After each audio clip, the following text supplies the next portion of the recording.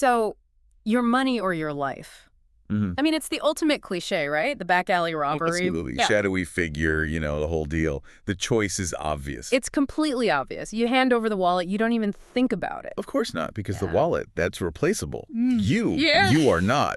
But that's the easy version. Right. But today, we're unpacking a book that argues that whole scenario. Mm. It's not just a movie trope. It's just we're actually making the opposite choice. All the time. Every single day, we're choosing the money over the life. And the really scary part is we don't even realize we're doing it. We're voluntarily handing over our life, hour by hour for the money. Welcome to our deep dive into, it's an absolute titan of the personal finance world, Your Money or Your Life by Vicki Robin and Joe Dominguez. Classic. And we're specifically looking at the updated edition, which is key because it has a foreword by Peter Edney.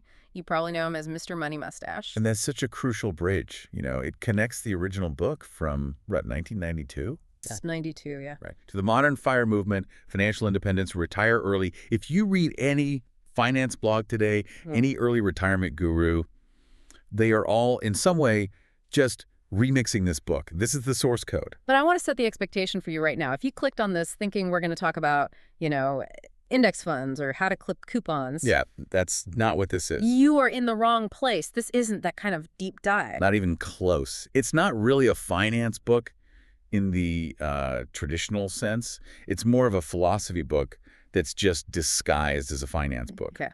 The goal here isn't just to get you a bigger bank account, though, that usually happens. It's to fundamentally transform your whole relationship with money. It's about waking up from what the authors call making a dying. That phrase, making a dying, that really got me. It sounds, I don't know, a little cynical. I mean, lots of people like their jobs. Is it really fair to say we're all just making a dying? It is provocative, for sure. But think about the picture they paint of the urban professional. Mm-hmm. Even if you like your job, just look at the structure of the life around it. The alarm goes off at 6 a.m. You drag yourself out of bed. You're already tired. You're fighting traffic for an hour. You get to the office. You deal with stress, emails, maybe a difficult boss. You skip lunch. And then you fight all that traffic just to get home again. And by the time you walk in your front door, what's left? Exactly. What energy do you have left for your actual life, for your family, your hobbies? You're just a zombie on the couch. You're definitely not, writing a novel or training for that marathon you talked about. You've sold the best hours of your day, your peak energy, for a paycheck. Yeah. And because you're so drained, you fall right into the trap. You have to spend money just to feel human again. This is the classic retail therapy loop. I think we all know this one. The authors call it the work and spend treadmill. You work hard, you feel deprived, so you tell yourself, I deserve this. I survived the week. I deserve a treat. Right. So you buy the takeout because you're too tired to cook, the new shoes for a little boost, the latest gadget for a distraction. I am so guilty of the I deserve this purchase, usually around 6 p.m. on a Thursday. It feels like a reward for suffering through the week. We all are. But here's the kicker. To pay for those rewards, for the cure for your work stress, what do you have to do? You have to go back to work. You have to go back to work. You're working to pay for the coping mechanisms caused by working. It's a perfect closed loop. There's a really fascinating part in the source material about where this whole consumer identity came from.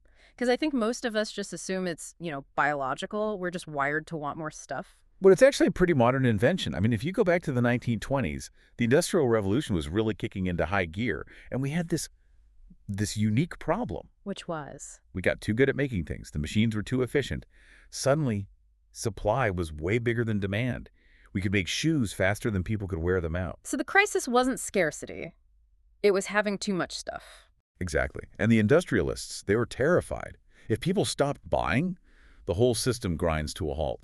So they didn't just market products, they had to market a lifestyle. They had to create demand. They manufactured the standard of living, along with, moralists who were preaching that idleness is the devil's workshop. So they basically turned us from citizens into consumers. And just look at that word. The authors point this out, and it's chilling. Consumer comes from the Latin to destroy, squander, and waste. Ouch. Yeah, that's not how you want to be defined. Here lies a great consumer. But it explains the whole more is better myth we live in. We're just trained to think that if one car is good, two is better. If a small house is comfortable, a huge mansion must be, ultimate happiness. But the goalpost just keeps moving. It always moves. You get the raise, you buy the bigger house. But now your old furniture looks small. You need a landscaper. You need higher insurance. Suddenly you're working harder than ever just to maintain the success you just bought. Okay, so we're stuck in this cycle. Making a dying. The way out, and this is really the core of the whole book, it starts with a simple question. It does. It starts with something Joe Dominguez used to do in his seminars. He'd stand on stage and just ask the audience, "What is money?" That sounds like a trick question. It is. People would shout out all the usual answers. It's gold, it's power, it's a medium of exchange. Right. But Joe would just break them all down. Like, it's not a medium of exchange if you're stranded on a desert island with a suitcase full of cash and a cannibal paddles up in a canoe. Yeah, the cannibal does not want your $100 bills. No, money is just a social agreement. But the book asks, for you, the individual, what is it really? And it offers this definition that is the key to everything. Money is something you trade your life energy for. Life energy. That sounds very spiritual. It sounds a bit spiritual, but it's brutally practical. It's the only real currency you actually have. Your time, your life force. When you go to work, you are trading the limited hours you have on this planet for dollars. And they actually do the math on this in the book, and it is, well, it's sobering. It's terrifying, is what it is. They calculate that a typical 40-year-old, Yeah. you have roughly 178,000 discretionary hours left in your life. 178,000? How did they get to that? Well, that's assuming you live to a pretty ripe old age. Yeah. But you have to subtract sleep. You can't spend that. No. You have to subtract basic maintenance, eating, showering, all the stuff you have to do to just keep the machine running. Okay. What's left over? The time where you actually get to choose what to do, that's your discretionary time. 178,000 hours. That's it. That's your treasure chest. That number feels incredibly small when you say it out loud like that. It is. So when you see a new phone for, say, $1,000, the book asks you to stop seeing the dollar sign. Okay. Don't see $1,000. See the time. Right. Based on your wage, is that phone worth, 100 hours of your dwindling life energy? That simple switch, it makes spending feel so much heavier. Like, do I really want to trade 2 weeks of my life for this gadget? It just makes it conscious. It stops being about abstract numbers in a bank account and starts being about your mortality. You have to ask, is this worth the life I gave up to get it? Which leads right into the second big concept. Because I can hear people thinking, okay, so I should just never buy anything. Live in a shack, eat lentils. Right, but that's not it at all. The book is not saying don't spend money. It's saying spend money where it actually gives you a return and fulfillment. And this is where they introduce the fulfillment curve. I want you to try and visualize this. Picture a graph, like a big arch, a rainbow. Okay. And the vertical axis going up, that's happiness or fulfillment. The horizontal axis along the bottom is money spent. Right. So at the very beginning of the curve, you've got zero money and zero fulfillment. You spend your first dollars on basics, food, shelter, a warm coat. What happens to that curve? It shoots straight up. I mean, buying dinner when you're starving is peak happiness. Exactly. That's the survival stage. Every dollar gives you a massive return. Then you move into comforts. Like a better mattress, maybe a bike. Yeah.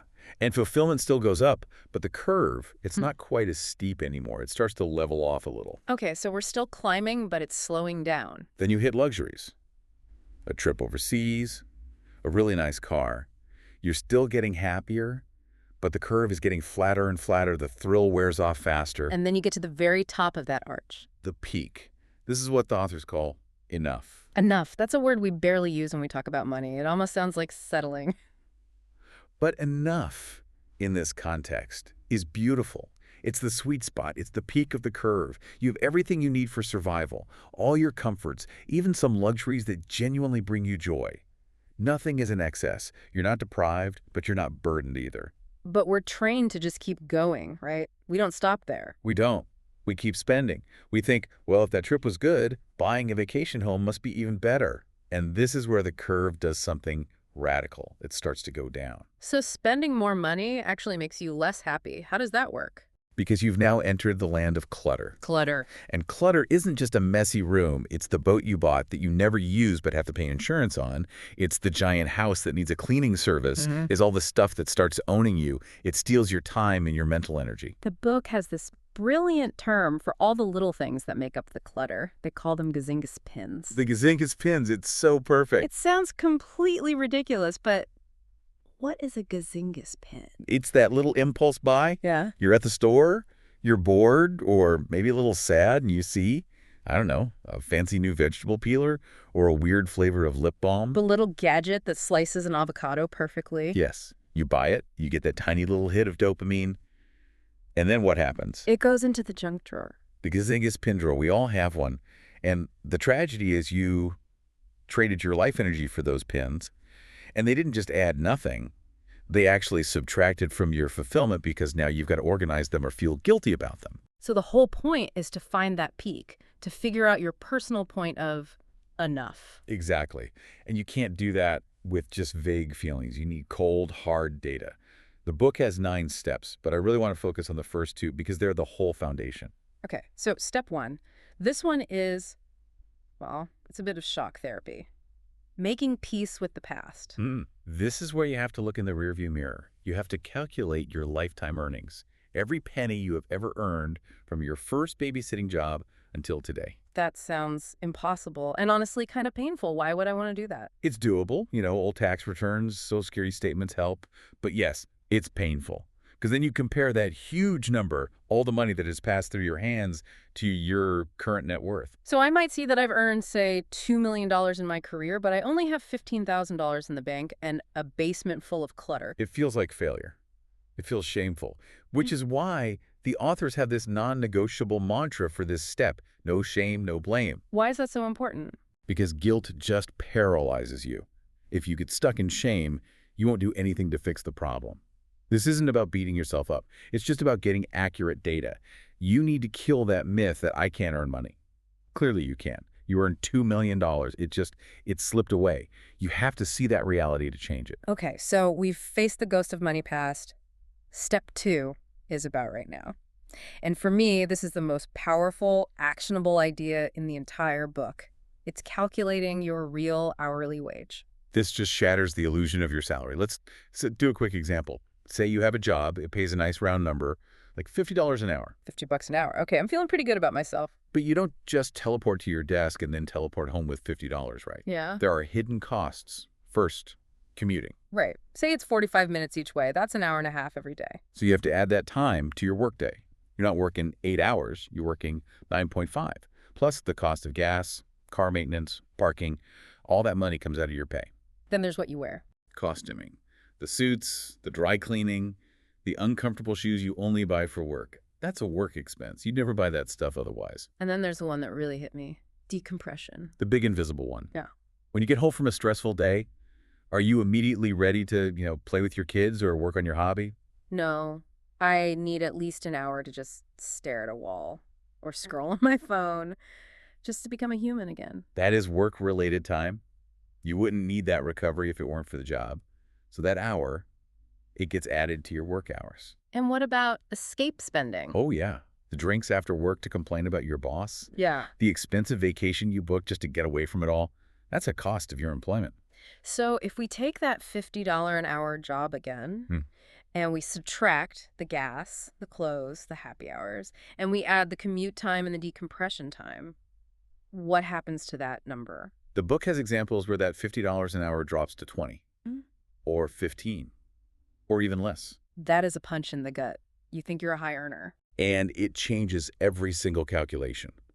If you realize your real hourly wage is $15, suddenly that $50 takeout meal isn't 1 hour of work. It's more than 3 hours of your life energy. It makes you rethink the job itself. Maybe that other job, the one closer to home that pays a little less on paper. It might actually have a much higher real hourly wage because you get your time back and you cut all those costs. It completely redefines what a good job is. It's not the highest salary. It's the best return on your life energy. It puts the power back in your hands. You're not a victim. You're an investor of your own time. And that leads us right into why this book is having this huge resurgence right now with the FIRE movement. Right. The financial independence, retire early crowd, Mr. Money Mustache and all that. Exactly. But the book really defines what financial independence, or FI, actually means. Most people think it means, I have $5 million and I live on a yacht. Yeah, it's about being rich. Excess. No. In this framework, FI is about agency. It's about having enough. And the book breaks it down into these 4 stages of FI. Okay, let's run through those. First is financial intelligence. That's what we just did. Understanding the data, the real hourly wage, facing the numbers. You're just stepping out of the fog. Then comes financial integrity. That's where you align your spending with your values. You stop the money from flowing to gazingis pins and clutter, and you find the peak of that fulfillment curve for you. And then financial independence. That's the technical part. It's when your investment income from your savings generates enough to cover your enough expenses. You no longer have to work for money. You have officially bought your freedom back. But there's a fourth one, isn't there? One that a lot of the blogs kind of skip over. Financial interdependence. And this is so profound. The authors argue that once people get their freedom, they don't just sit around. They become better citizens. They volunteer, create art, help neighbors. They move from making a dime to actually contributing to the world. It's interesting how much this resonates with younger generations now. The source material calls them ninjas or DIYers. Well, think about the world they're in. The old American dream, the pension, the 40-year career at one company. That's gone.